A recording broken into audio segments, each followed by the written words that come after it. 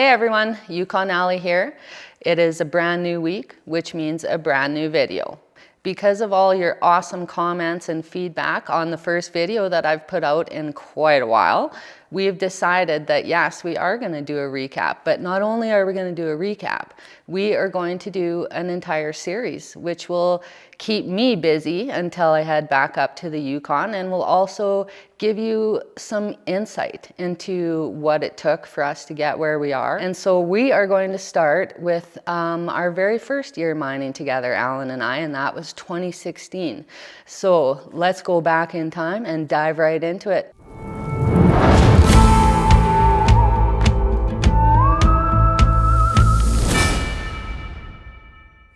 Okay, so it was pretty much around this time in 2016, and Alan and I were discussing what we were going to do.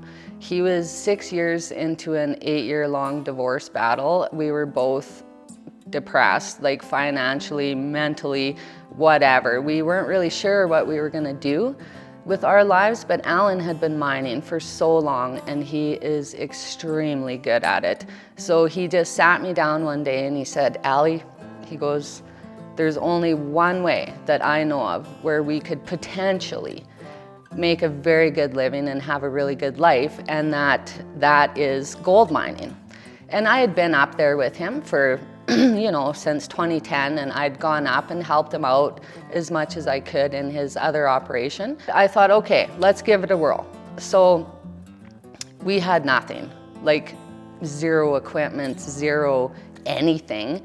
Alan started looking for ground. He researched and he found some ground that was thawed, because that was a must. He studied some more, dug in, found some mining reports, some old drilling reports, and he got a hold of the guy that was trying to sell it, and we made a deal to lease it. We had to come up with a bit of money to secure that. I luckily had a very creative finance guy, and he financed an excavator for me. I remember thinking, okay, this is it, but now how are we gonna haul it up there? Because it's a 3,000 kilometer trip from where we bought it, and we had no money. But luckily, we have good friends, and one of them owned a trucking company, and he said, yep, I believe in you guys. I will bankroll you for a couple months until you get rolling, and thank God, because otherwise our dream would have ended right there. We met him in Edmonton, and all our worldly possessions were there, which was not much. A couple of pickups that we owed a bunch of money on, and a cargo trailer full of whatever tools we had left over. And another friend financed an RV for us, so we had somewhere to live. And it's like, okay, we're ready to rock. So off we go. And we get up to the Yukon and had no idea where our new ground was, but we knew where the road started. So we took off at like 6 p.m. because we were just excited to get out there, and immediately got lost. Had no clue where we were going. Our truck didn't have the best tires. We were still on like tires that they sell with your truck. So we had 3 flat tires on the way back to town because this road was so jagged and kind of not well maintained. But thank God we had tire plugs and air compressors, so we made it. We were stopped by, I don't know, probably 4 or 5 miners along the way who stopped to talk to us, because most of us are a pretty friendly bunch, and they asked us where we were going, and I said, well, we're going out to these claims near the Stewart River. And they looked at me and they said, are you nuts? And I'm like, what are you talking about? He goes, every one of them, there's no gold left there. Good luck to you. Start laughing and then go back in their truck and take off. And I'm like, ah, but I had faith in Alan, and he tends to see things that nobody else sees. So this ground was available because I think 3 miners in the couple of years before that, they had all gone bankrupt, like within 2-3 months on that creek. And I'm like, okay, this this is gonna be interesting, and it was. Thank God for Alan, because he's, you know, he was so seasoned and he knew that I was scared, and he's just like, okay, let's get to work. So that's what we did. We had a quad, and so we took off in that, and we were just exploring this ground that was new to us, and Alan had an idea where he wanted to start. So he's like, I think this is the best place, and he knew the best way to get my mind off, you know, just how overwhelming this whole experience was to go to work. We started digging, and we had managed to find this little keen long tom that we were going to do our testing with, because Lord knows we didn't have money for a test plant, or we didn't have anything at this point. And we shoveled and we shoveled and we shoveled, and I am talking, we did 200 shovelfuls per test, which basically was kind of a 1 yard test to see if there was anything there. And the first 10, 14 days, we found nothing. It was traumatizing. It was even scarier, because we had gone through like most of our money. So we had no fuel tank at that point, or nor could we afford to have somebody to come out and put a bunch of fuel that we could, you know, use to test. So what we were doing was, we had a tidy tank in the back of our pickup truck, and we would fill it up, head back out to the claim, fill the excavator, dig holes until we ran out of fuel in the excavator, go back to town. Keep in mind, this is 3.5 hours one way. So 7 hours to get 1 tank of fuel to keep digging. And I remember sitting there after 2 weeks, and I'm in tears. And Alan's just like, I have one more spot. This is it. If we don't find anything here, then, you know, we'll sell the excavator and go back and do something else, or we'll figure something out. And I said, okay. I stood up, you know, wiped my tears, and we went back out. And he dug another hole, and honestly, there was a nugget in a 1 yard test and a bunch of fine gold. This still makes me cry.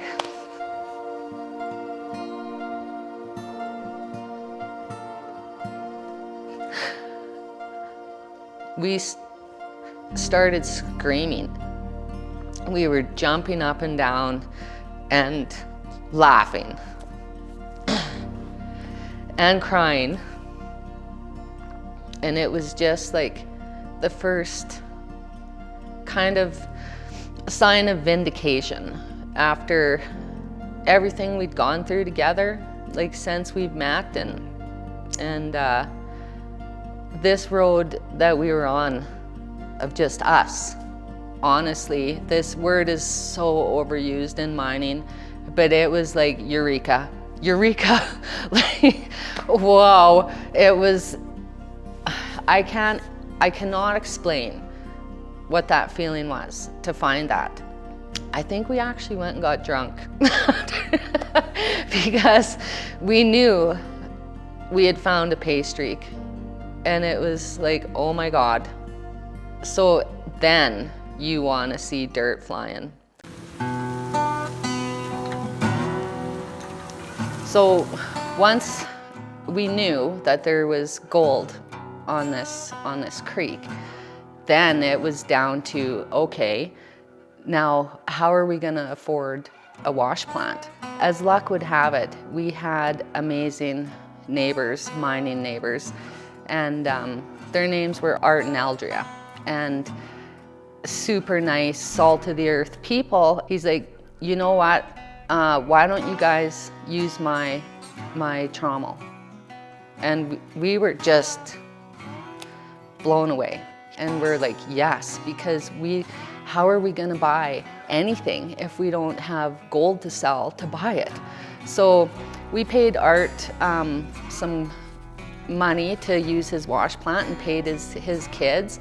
And that weekend, we sluiced, I think, 40 hours. And I think we got out 19 or 20 ounces. And boy, we thought we had made it.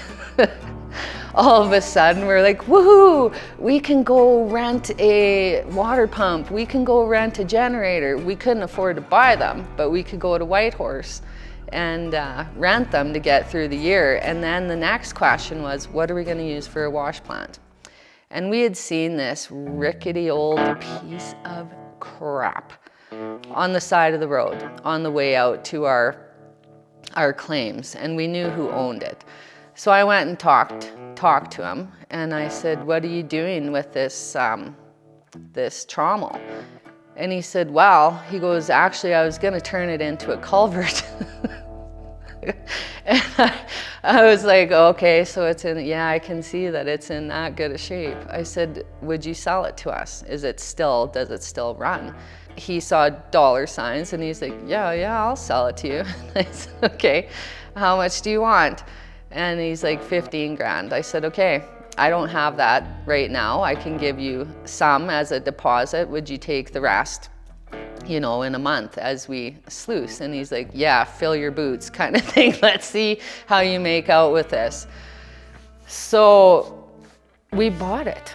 Look at us go. This rickety old rusted out thing that we ended up calling the Holy Roller because it was so thin and so full of holes. So now we had a wash plant, such as it was, and we had a welder come out and work on it for a week just to get the sluice runs put in and just so we could get going. So in the meantime, while this is all happening, we're digging and getting ground ready.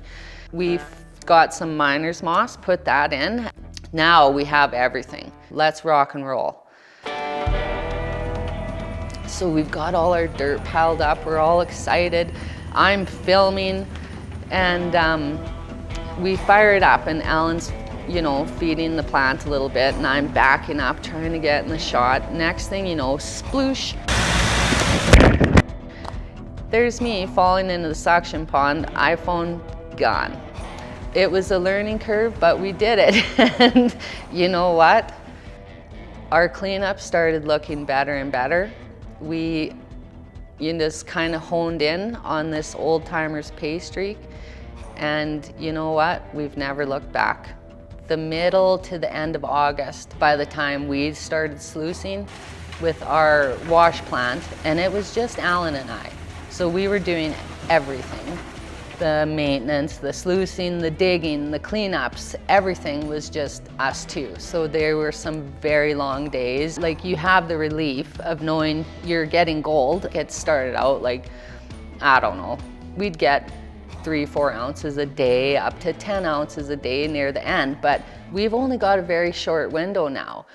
So it's September, the beginning of September, where we're actually getting the hang of the trommel and what we need to do. So we knew that we only had 30 to 40 days tops to get all the gold that we could out and make it a successful enough year that we could buy some more support equipment and equipment to come back the next year and just keep going, right? So we were busting our asses, probably working 14 to 16, even 17 hours a day because we knew our time was limited and we wanted to succeed and pay all these people back who had helped us out in the beginning, who had faith in us. So that kind of kept us going and motivated even more so than we would have been maybe. And what started out as a Hail Mary turned into kind of our own little personal story of triumph. We did it and we were coming back the next year. And all those miners that told us we were nuts and we were gonna go broke, you know, when they laugh at you and tell you you're crazy and it's like, oh yeah, look at this. Like, we did it. So yeah, that's basically our first year of mining. I knew from that point on that I was never going to do anything else other than this. again, this was my calling, and this is what I knew I was meant to do with Alan, and it's been a ride, let me tell you. I don't know what you guys thought about that, but it was very personal for me, and I'm not sure, everybody's mining story is different. And if you have any questions for me, I'll do my best to answer how we overcame these obstacles, or if you want to share your experiences with your first year in mining and how it was for you and what you had to overcome as well, please let me know in the comments below, because I love hearing other people's stories. In the meantime, while you do that, I'll be working on next week's episode, which is the year 2017, the year of our first rock truck, the year that we managed to buy our own support equipment a little bit and just kept growing. So until then, may your beer be cold and your pans heavy. Cheers, everyone.